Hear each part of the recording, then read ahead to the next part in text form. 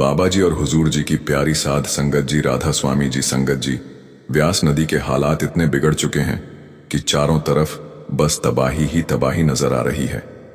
नदी में बाढ़ जैसे हालात हो चुके हैं। खतरे के निशान से ऊपर पानी जा चुका है। ऐसे माहौल में बीती रात डेरा ब्यास से जुड़ा एक बड़ा संदेश फैल गया, जिसने सबका ध्यान खींच लिया। रात को ही वह संदेश वायरल होने लगा और सुबह तक संगत के फोन लगातार बजते रहे। एक के बाद एक फोन कॉल्स आने लगी। सत्संग घरों के कमेटी मेंबर्स, सेवादारों और सेंटर्स तक संदेश पहुंच गया। उसमें साफ हिदायत थी कि अगर तुरंत कार्रवाई नहीं हुई तो ब्यास में भी गंभीर दिक्कत खड़ी हो सकती है। क्या हुआ था? किस तरह का मैसेज वायरल हुआ था? किस वक्त यह आया था और किस तरह से संगत को अलर्ट किया गया? आज मैं आपको पूरी बात विस्तार से बताने जा रहा हूं। संगत जी, माहौल इस समय बहुत ही नाजुक है, क्योंकि लगातार बारिश और बादल फटने की वजह से हालात बिगड़ चुके हैं। अगर समय रहते हालातों पर काबू ना पाया गया तो ब्यास के अंदर तक पानी घुस आएगा। सबसे पहले आपसे विनती है, कमेंट में राधा स्वामी जरूर लिखें। अब आते हैं कल रात की घटना पर। कल 25 अगस्त की रात करीब 9 से 10 बजे के बीच एक मैसेज तेजी से वायरल हुआ। उसमें साफ साफ लिखा था, सभी को सूचित किया जाता है कि ब्यास नदी का जलस्तर तेजी से बढ़ रहा है। अतः सभी सेंटर्स, सेवादारों और सेक्रेटरीज से विनती है कि तुरंत डेरा पहुंचकर सहयोग दें। SII श्री प्रदीप सोफ्त द्वारा यह आदेश दिया गया है कि लगभग 150 से 200 सेवादार तुरंत प्यास भेजे जाएं। पिछले साल जो बांध बनाया गया था, अगर अभी समय रहते कुछ नहीं किया गया तो वह टूट सकता है। इसकी जिम्मेदारी कर्मचंद जी को सौंपी गई है। इस मैसेज में उनका मोबाइल नंबर भी दिया गया था, लेकिन वह यहां साझा नहीं किया जा सकता क्योंकि वह निजी जानकारी है। यह मैसेज सिर्फ ब्यास तक सीमित नहीं रहा। जालंधर, अमृतसर और दूसरे कई राज्यों के सेंटर्स तक यह पहुंचा। वहां तक खबर फैल गई कि तुरंत करीब 1.5 लाख बोरी रेत मंगाई जाए। असल में हुआ यह था कि पिछले साल जो बांध बनाया गया था वह नदी के किनारे उस जगह पर था जहां हम सब अक्सर जाते हैं और फूल अर्पित करते हैं। वहीं सड़क के पीछे एक लंबा बांध बनाया गया था, जिसे बनाने में महीनों तक लगातार सेवा चली थी। हालांकि पिछले साल की बाढ़ में भी वह बांध टूटा नहीं था और ब्यास पूरी तरह सुरक्षित रहा था। उसके बाद भी सेवा होती रही और बांध को और मजबूत किया गया। आज भी वह बांध मजबूत है, लेकिन पानी का स्तर लगातार ऊपर चढ़ रहा है। जमीन के नीचे और ऊपर दोनों तरफ पानी जमा हो गया है, और क्योंकि मिट्टी पानी के अंदर ही टिकी होती है, इसलिए कब यह खिसक जाए कुछ कहा नहीं जा सकता। इसी वजह से डेरे ने तात्कालिक रूप से 1.5 लाख बोरी रेत और बड़ी संख्या में सेवादार मंगवाए, ताकि तुरंत बांध की मरम्मत और सुरक्षा का काम हो सके। दरअसल पिछले 2 दिन से लगातार बारिश हो रही है। रविवार को बाबा जी के सत्संग के बाद से ही बारिश इतनी ज्यादा हो गई कि थमी ही नहीं। ऊपर से हिमाचल और जम्मू कश्मीर में बादल फटने के कारण भारी मात्रा में पानी नीचे की ओर बहकर आ रहा है। यही कारण है कि ब्यास और उसके आसपास का इलाका खतरे की स्थिति में है। इसी वजह से अब वहां लगातार सेवादार लगाए गए हैं। 150-200 सेवादार तुरंत बुलाए गए ताकि बांध को फिर से मजबूत किया जा सके। रात भर फोन लगातार बजते रहे। किसी को 6-8 बजे सुबह कॉल आया, किसी को 7-8 बजे। हर कोई एक दूसरे को यह खबर पहुंचा रहा था कि तुरंत लोगों को भेजो और रेत की बोरियां पहुंचाओ। संगत ने अपनी जेब से बोरियां खरीदी और तुरंत भेजनी शुरू कर दी।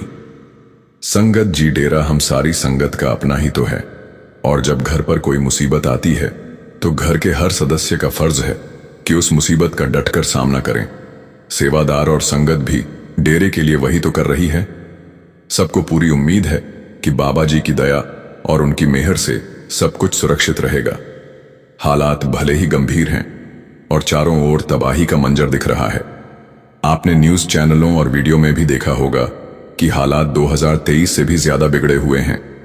कुछ ही दिन पहले हमारे सद्गुरु ने हमारे लिए ऐसा कार्य किया था जिसका जिक्र अब मैं आपसे करने जा रहा हूं। आज जो तबाही दिख रही है उससे कहीं ज्यादा विपत्ति हो सकती थी, लेकिन सद्गुरु ने अपनी रहमत से हम पर बहुत बड़ा बोझ उतरवा दिया। शायद बहुतों को यकीन ना हो, लेकिन सच यही है कि जिस दिन बाबा जी का जहाज 20 अगस्त बृहस्पतिवार शाम करीब 4 बजे उतरा, बाबा जी सबसे पहले सीधे बांध की तरफ पहुंच गए। उन्होंने पूरे ब्यास नदी के किनारे का दौरा किया। करीब आधा से पौन घंटा बाबा जी वहीं घूमते रहे। हर जगह को ध्यान से देखा और जहां जरूरत थी वहां आवश्यक निर्देश दिए। बाबा जी अपनी कृपा भरी दृष्टि नदी पर डालकर कल फिर वे सिंगापुर के लिए रवाना हो गए। लेकिन उस वक्त उन्होंने जो देखा और समझाया वही अब काम आ रहा है। संत सिर्फ समझाते ही नहीं बल्कि जो तबाही टल सकती है उसका कुछ हिस्सा अपनी तरफ खींच लेते हैं ताकि बाकी लोगों पर कम से कम बोझ पड़े। इसीलिए कबीर साहिब ने अपनी वाणी में कहा है, संत ना होते जीवन में तो जल मरता संसार।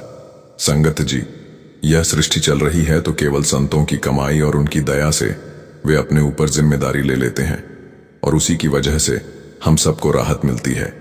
पर हमारी फितरत यह है कि हम अक्सर नाशुक्रे ही बने रहते हैं। इस बार भी जो जलस्तर बढ़ा उसकी तस्वीरें और वीडियो आप देख ही रहे होंगे और लगातार खबरों में आ भी रहा है कि हालात कैसे बन चुके हैं।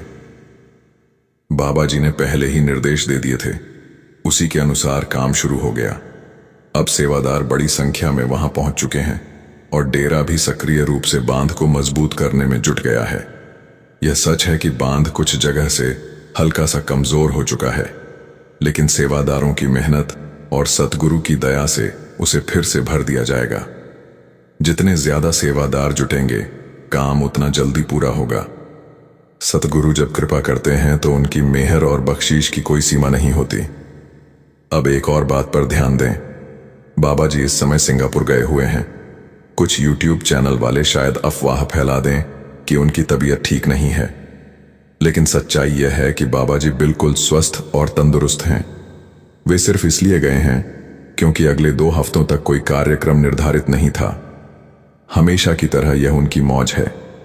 इस हफ्ते हैदराबाद में भंडारा है, लेकिन वह हुजूर जी संभालेंगे। कुछ ही दिनों में बाबा जी वापस लौट आएंगे और ब्यास में होने वाले भंडारों से पहले निश्चित रूप से यहां मौजूद होंगे। कब लौटेंगे यह जानकारी आपको समय पर वीडियो के माध्यम से दे दी जाएगी। संगत जी, फिलहाल सबसे जरूरी यही है कि जो संगत व्यास के आसपास रहती है वह अपने क्षेत्र पर नजर रखें और सावधानी बरते ताकि किसी भी तरह की दिक्कत सामने ना आए। कैसे सतगुरु कृपा करके दूसरों के दुख अपने ऊपर ले लेते हैं, आइए अब हम आपको बताते हैं। जब बाबा जी ने एक सेवादार का इतना बड़ा कष्ट अपने ऊपर ले लिया था। संगत जी, कुछ साल पहले आप सबने सुना होगा कि बाबा जी की तबीयत बिगड़ गई थी और उस समय कहा गया था कि बाबा जी को कैंसर हो गया है। उसी समय बाबा जी के आगे के सारे सत्संग कार्यक्रम रद्द कर दिए गए थे। उस दौर में बाबा जी ने अपना आखिरी सत्संग सिरसा के सिकंदरपुर में किया था। उसके बाद स्वास्थ्य थोड़ा खराब हुआ और जब यह बात सामने आई कि उन्हें कैंसर है तब संगत बहुत चिंतित हो गई थी। अब सवाल यह उठता है कि आखिर बाबा जी को यह बीमारी हुई कैसे। साथियों, एक घटना का जिक्र है। एक बार बाबा जी डेरे की कैंटीन में दर्शन देने गए। उसी कैंटीन में एक सेवादार बैठा हुआ था। उस भाई को कैंसर था और वह इस रोग से बेहद दुखी था। जैसे ही उसने बाबा जी का नूरानी चेहरा देखा, उसके भीतर से अरदास फूट पड़ी, हे मेरे सदगुरु, मैं इस बीमारी से बेहद परेशान हो चुका हूं, कृपा कर मुझे मुक्ति दे दो मालिक। बाबा जी ने जब उस सेवादार पर कृपा दृष्टि डाली तो वह वहीं रोने लगा। कुछ ही दिनों बाद उस सेवादार को कैंसर में सुधार होने लगा, लेकिन तभी यह बात फैली कि बाबा जी को कैंसर हो गया है। तब उस सेवादार को भीतर से एहसास हुआ कि जिस दिन बाबा जी ने उसे देखा था उसी क्षण उन्होंने उसकी बीमारी अपने ऊपर ले ली थी। यह जानकर वह सेवादार फूट फूट कर रो पड़ा और कहने लगा, हे मेरे सच्चे बादशाह, मैंने तो केवल दुख में यह कहा था कि मेरी बीमारी दूर कर दो। मैंने कभी यह नहीं चाहा था कि आप मेरी बीमारी खुद अपने ऊपर ले लें। आप कितने दयालु हैं कि मेरी पुकार सुनकर मुझे रोग मुक्त कर दिया और पूरा बोझ अपने ऊपर उठा लिया। संगत जी, संत महात्माओं के बारे में यूं ही नहीं कहा जाता कि वे असीम दयालु होते हैं। चाहे हम कितनी ही गलतियां क्यों ना कर लें, कितना भी नीचे क्यों ना गिर जाए, सद्गुरु हमेशा हम पर अपनी करुणा बरसाते हैं। उनका हर कदम, हर नजर हमारे लिए रहमत बन जाती है। संगत जी, बाबा जी के कैंसर से जुड़ी अब आगे की बात सुनकर आप रोने लगोगे। ये बात तो आप जानते ही हैं कि संतों का अपना कोई व्यक्तिगत कर्म नहीं होता। वे अपने भक्तों के बोझ को हल्का करने के लिए अक्सर संगत के ही कर्म अपने ऊपर ले लेते हैं। अब मैं आपके साथ बाबा जी से जुड़ी उस घटना का जिक्र करने जा रहा हूं जब उनके कैंसर की खबर ने हर किसी को चौंका दिया था और डॉक्टर भी हैरान रह गए थे। कुछ साल पहले बाबा जी को कैंसर होने की पुष्टि हुई थी, लेकिन उस बीमारी के सामने आने से पहले बाबा जी को गले में कुछ तकलीफ रहने लगी थी। शुरुआत में उन्होंने डेरे के डॉक्टर को दिखाया और डॉक्टर ने अपनी समझ के अनुसार दवा देना शुरू किया, परंतु जैसे जैसे समय बीतता गया तकलीफ बढ़ती चली गई। उन दिनों बाबा जी को अक्सर तेज बुखार भी रहने लगा। 103 से 104 डिग्री तक बुखार रहने लगा। स्थिति बिगड़ती देख बाबा जी को नोएडा के एक बड़े डॉक्टर के पास ले जाया गया। वहां भी सभी तरह के टेस्ट कराए गए, लेकिन हर रिपोर्ट सामान्य आई। डॉक्टर समझ ही नहीं पा रहे थे कि आखिर समस्या कहां है। गले की तकलीफ लगातार बढ़ रही थी, लेकिन कारण पकड़ में नहीं आ रहा था। शुरुआत में डॉक्टरों को यह भी पता नहीं था कि जिनका वे इलाज कर रहे हैं वे कोई साधारण व्यक्ति नहीं बल्कि एक पूर्ण संत हैं, जिन्हें लाखों लोग अपने गुरु के रूप में पूजते हैं और प्रेम से बाबा जी कहते हैं। जैसे ही यह बात डॉक्टरों को बताई गई, उन्होंने बाबा जी के सामने हाथ जोड़ दिए और विनम्रता से कहा, हे सच्चे बादशाह, अब आप ही कोई रहमत की झलक दिखाइए। हमारी समझ से तो सब कुछ परे है। तब बाबा जी ने स्वयं डॉक्टर को इशारा किया कि गले के एक विशेष हिस्से की जांच करो। डॉक्टरों ने कैमरे से स्कैन किया और तभी उन्हें एक गांठ नजर आई। बाबा जी आगे आगे बताते गए और डॉक्टर उसी दिशा में जांच करते गए। अंततः उन्हें समझ आया कि यह कोई साधारण गांठ नहीं बल्कि कैंसर है। इसके बाद बाबा जी का उपचार सिंगापुर में शुरू हुआ। उधर सारे सत्संग कार्यक्रम तत्काल रद्द कर दिए गए थे।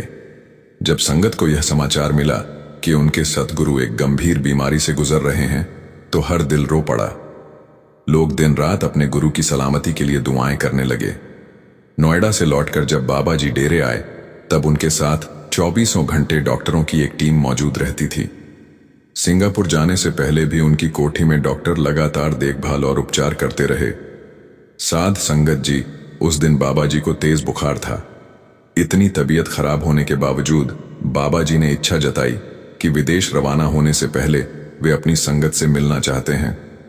डॉक्टरों ने हाथ जोड़कर विनती की कि बाबा जी को कोठी से बाहर नहीं जाना चाहिए, लेकिन सद्गुरु का हुक्म कौन टाल सकता है। बाबा जी ने कहा, मुझे कम से कम 10 मिनट अपनी संगत के पास जाना ही है। अंततः डॉक्टरों और सेवादारों ने उन्हें कोठी से एम्बुलेंस में बैठाकर पंडाल तक पहुंचाया। जैसे ही बाबा जी मंच पर पहुंचे, संगत का सब्र टूट गया। चारों ओर से रोने की आवाजें गूंज उठीं। अपने गुरु को इस हालत में देखकर हर किसी की आंखें भर आईं। तब बाबा जी ने बड़े प्यार से संगत को समझाया, मेरी संगत ही तो मेरा परिवार है। अगर मेरा परिवार ही घबरा जाएगा तो फिर मुझे हिम्मत कहां से मिलेगी। करीब 5 से 10 मिनट तक बाबा जी ने संगत को दर्शन दिए, उन्हें डांट्स बंधाया और फिर एम्बुलेंस से वापस कोठी ले जाया गया। उसी दिन डॉक्टरों की कड़ी निगरानी में बाबा जी को सिंगापुर रवाना किया गया, जहां उनका लंबा इलाज चला। कई महीनों के इलाज के बाद जब बाबा जी स्वस्थ होकर वापस डेरे लौटे, तो अपने सतगुरु के दर्शन की प्यास से व्याकुल संगत दौड़ी चली आई। जब संगत ने बाबा जी को अपने सामने देखा तो आंसुओं की बाढ़ आ गई। किसी की रुलाई रुक ही नहीं रही थी। इतने लंबे इंतजार के बाद अपने सद्गुरु को स्वस्थ देखना हर किसी के लिए एक वरदान जैसा था। संगत जी, एक बार ऐसी घटना घटी जब हुजूर महाराज जी लगभग 10 दिनों के लिए एक सेंटर पर पधारे हुए थे। उन दिनों वहां उनका एक बहुत करीबी सेवादार सेवा में लगा रहता था। उस सेवादार का एक खास दोस्त था जो अक्सर उससे कहा करता, भाई तू तो महाराज जी के करीब है, क्या तू उनसे कहकर मुझे नामदान नहीं दिलवा सकता। यह आग्रह बार बार सुनने के बाद एक दिन जब महाराज जी सत्संग के लिए आए, तो उस सेवादार ने अपने दोस्त की बात हुजूर महाराज जी के सामने रख दी। उसने विनम्रता से कहा, महाराज जी, मेरा दोस्त बहुत समय से आपके दर्शन की इच्छा रखता है, क्या आप कृपा कर उसे दर्शन देकर नामदान का सौभाग्य दे सकते हैं। महाराज जी ने उत्तर दिया, बेटा, नामदान का भी एक निश्चित तरीका होता है।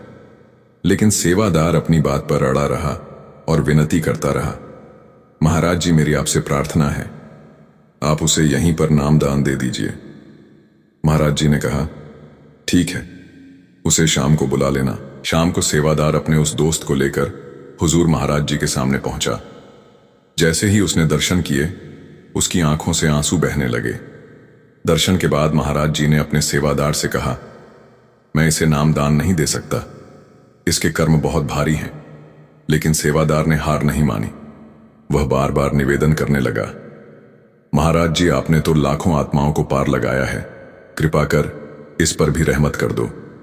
सेवादार की जिद और सच्चे भाव को देखकर महाराज जी ने उसे नामदान दे दिया। लेकिन संगत जी उस बोझ को अपने ऊपर लेने की वजह से महाराज जी 7-8 दिनों तक तेज बुखार में दबते रहे और नामदान देने के अगले ही दिन वे उस सेंटर से वापस डेरे लौट आए। संगत जी हुजूर महाराज जी तो पूरे 10 दिन के लिए उस सेंटर में पधारे थे, लेकिन जब वे वहां से डेरे लौटे तो अचानक तेज बुखार चढ़ गया। हालत ऐसी थी कि वे 101 दिन तक अपने कमरे से बाहर ही नहीं निकले। यह सब यूं ही नहीं हुआ था। दरअसल उस सेवादार के दोस्त के भारी कर्मों को महाराज जी ने अपने ऊपर ले लिया था। इसी वजह से उन्हें अचानक इतनी गंभीर तकलीफें आई। संगत जी, यही तो पहचान होती है पूर्ण संतों की।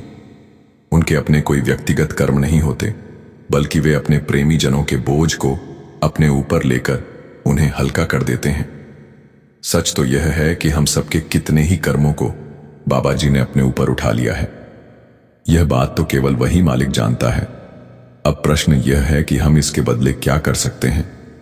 गुरु हमसे कोई असंभव काम तो मांगते नहीं, वे तो बस यही चाहते हैं कि हम उनके हुक्म में चल।